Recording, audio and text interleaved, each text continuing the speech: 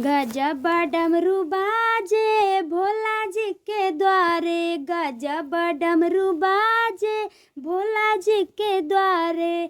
Gate वाले खिड़की से अंधा पुकारे, गेट वाले खिड़की से अंधा पुकारे। गजब नैन मांगे भोला जी के द्वारे, गजब नैन मांगे भोला जी के द्वारे। गजब डमरू बाजे भोला जी के द्वारे, गजब डमरू बाजे भोला जी के द्वारे।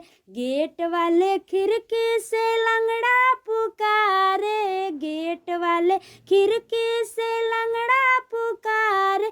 गजब पैर मांगे भोला जी के द्वारे, गजब पैर मांगे भोला जी के द्वारे। गजब डमरू बाजे भोला जी के द्वारे, गजब डमरू बाजे भोला जी के द्वारे। गेट वाले खिड़की से निर्धन पुकारे, गेट वाले खिड़की से निर्धन पुकारे।